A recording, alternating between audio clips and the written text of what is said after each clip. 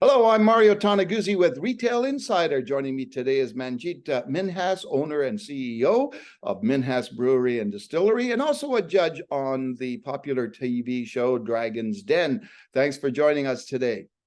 Thanks, Mario, for having me.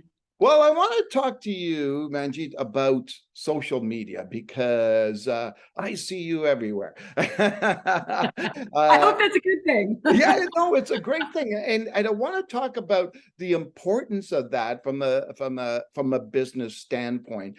Can you tell me just a little bit about why you feel, as a business executive, it's important to have a strong presence on social media? Well, first, I'd like to start out by saying I was not on social media until I got onto Dragon's Den, and CBC demanded it of me. Okay. And they actually were the ones who got all my handles, got me verified, and said, "Here you go." And that was 8 years ago. So I am fairly new to social media, in the game of social media, as in how long it's been around, all the platforms from Twitter to Facebook, and of course Instagram is a bit newer. Yeah. And so I will say that, just like anything, once you start something, in order to do it properly, which I truly believe, you have to have a plan. And the plan needs to always have a goal. And so what me and my team decided was that for each platform, we were going to have a goal, because as you know, each platform, whether it be Facebook, Instagram, Twitter, or LinkedIn, those are the four that I'm on, all have different audiences, and people go to them for different reasons. Doesn't mean that your message can't be the same on all, but they do have to be targeted. And so I think a lot of people make the mistake that they don't know their audience on each of those platforms.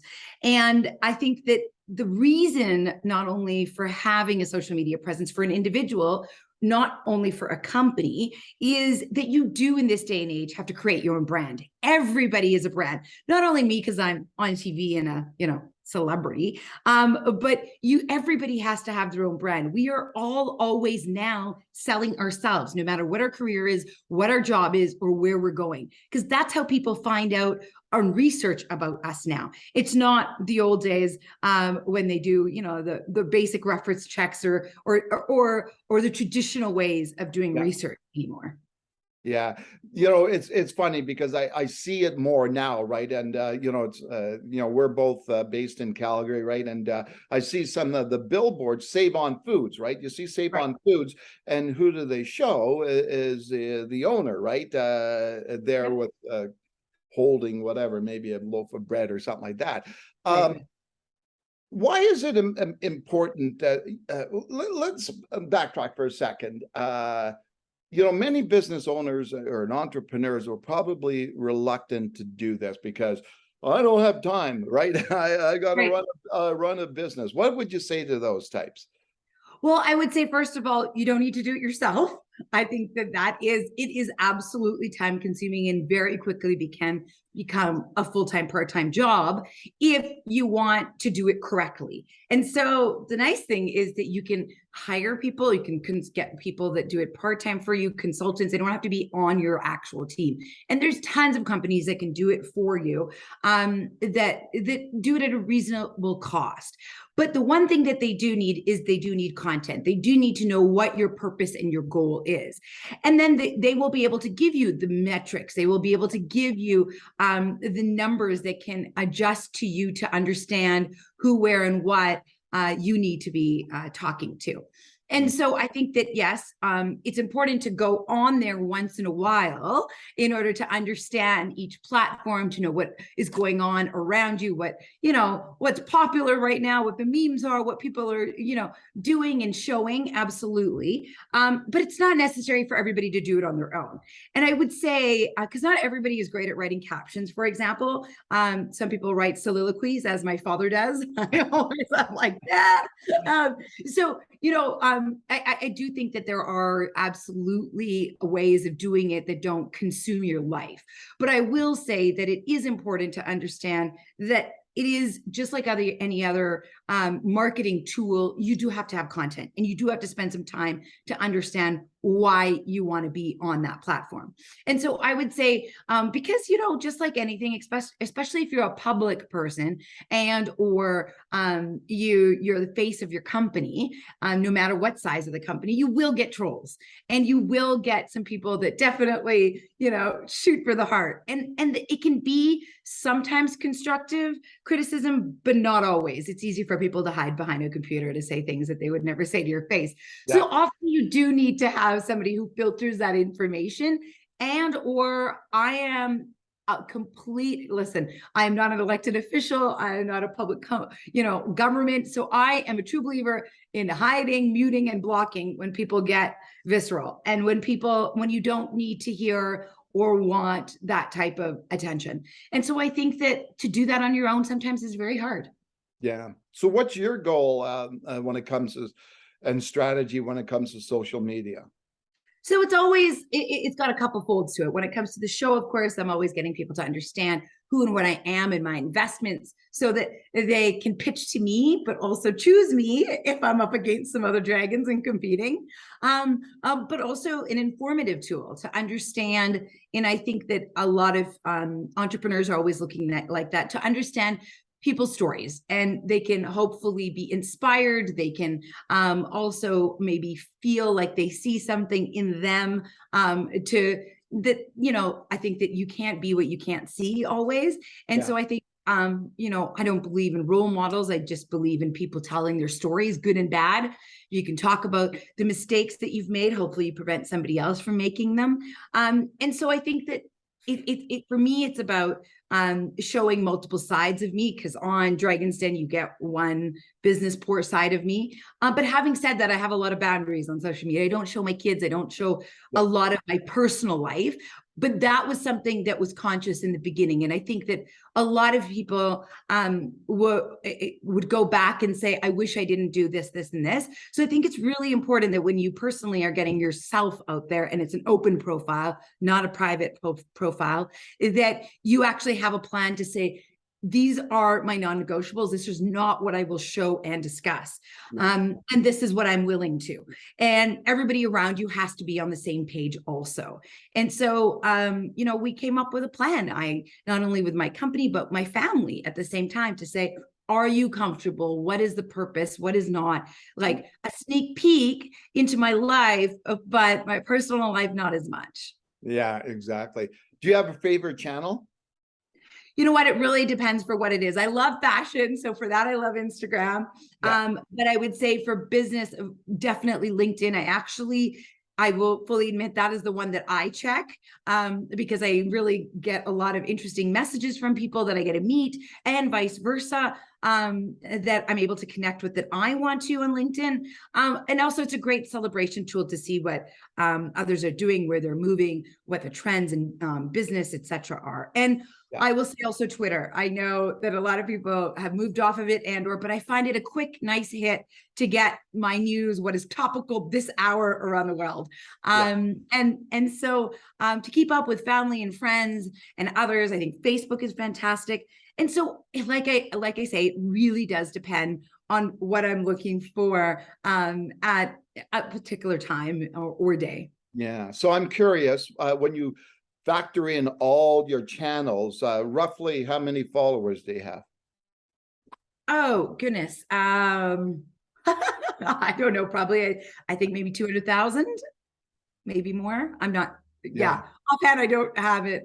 As you say, they are all different. I think there's like 65-ish thousand on Instagram, and I'm not really sure. I personally don't track the likes or the followers. I don't think that's where the metric should be to know whether you're actually having a meaningful conversation or reaching the people that you want to reach, who your audience is. So we look at metrics as into different audience as to who and what is getting people's attention within the group that we're looking to get. So, I'm not looking to get, 100,000 followers in overseas markets that I don't sell my products in, for example, or that they can't watch my show in. And so I think that even when we are boosting or marketing or advertising or doing paid spends, it's important for us to know where and how our dollar is going to go the farthest.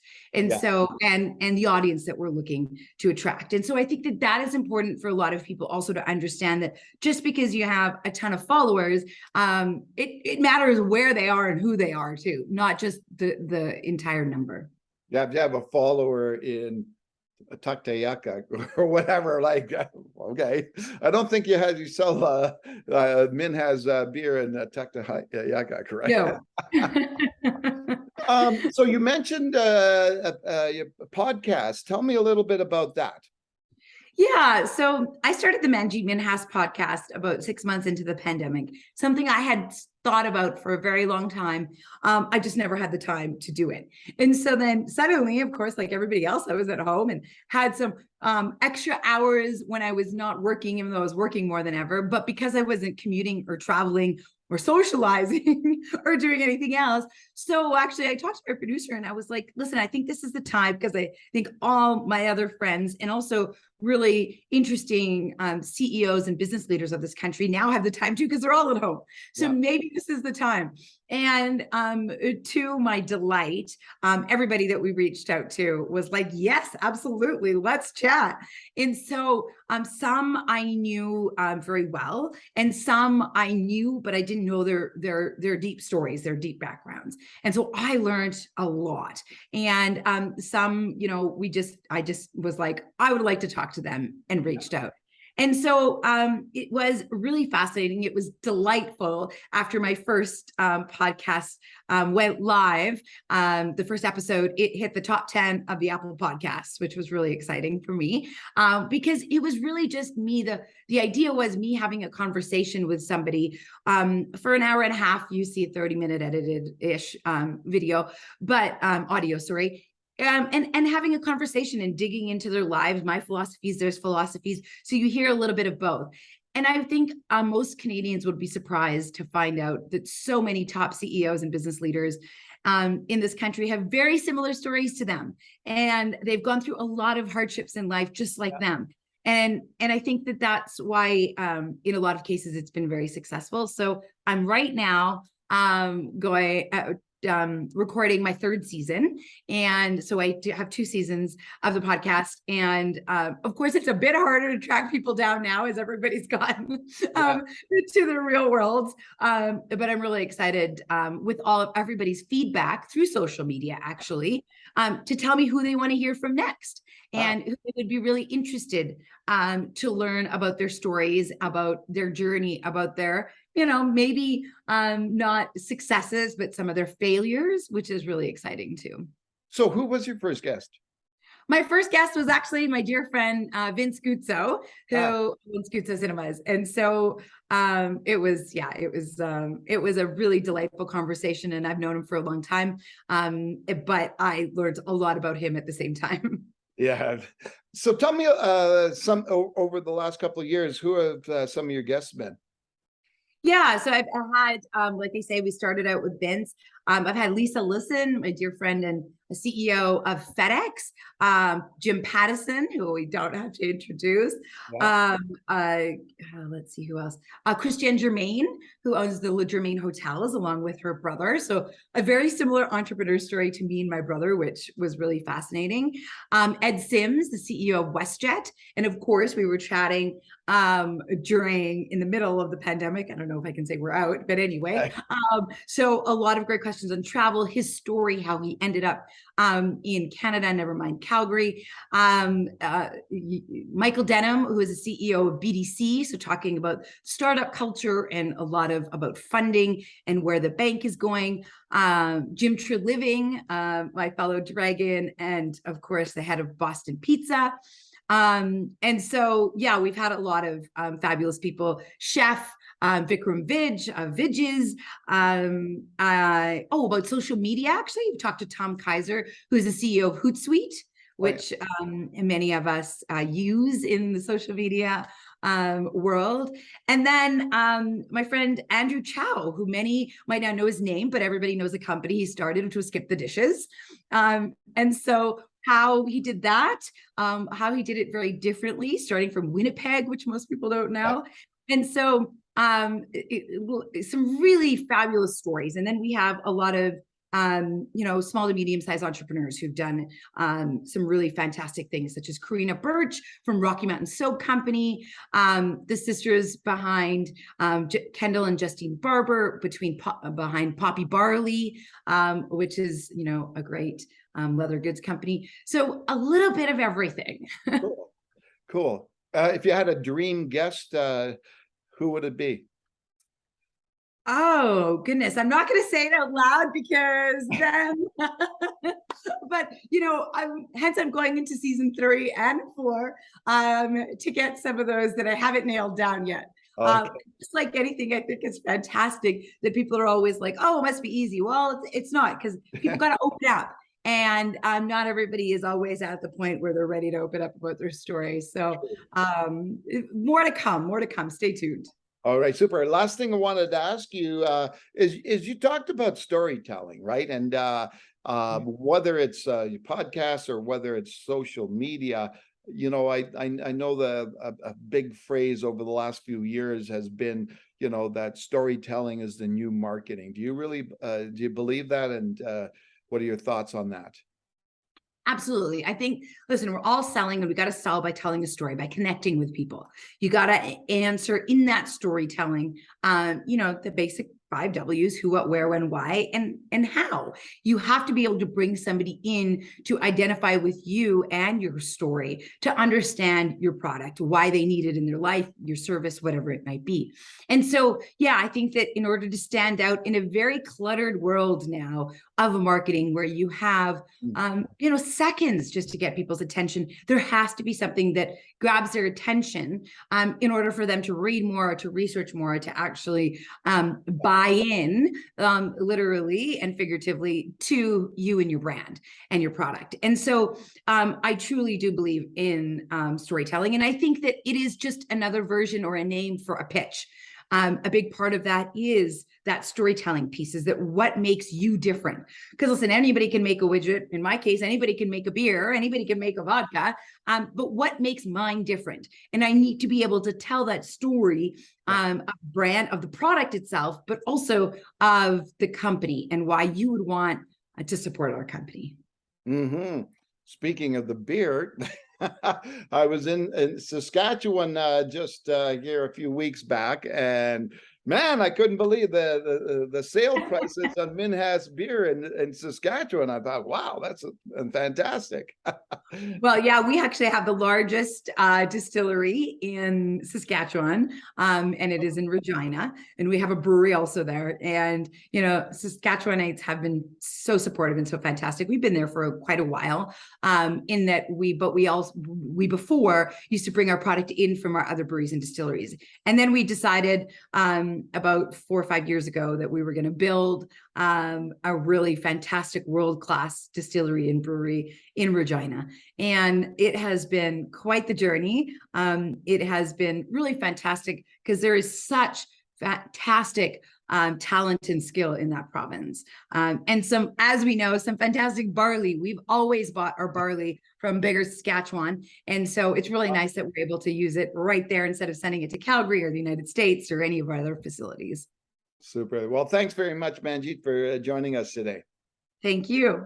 All right, super. That's Manjeet Minhas, who is owner and CEO of Minhas Brewery and Distillery, also a judge and participant in the Dragon's Den TV series. I'm Mario Toneguzzi with Retail Insider. Thanks for joining us today.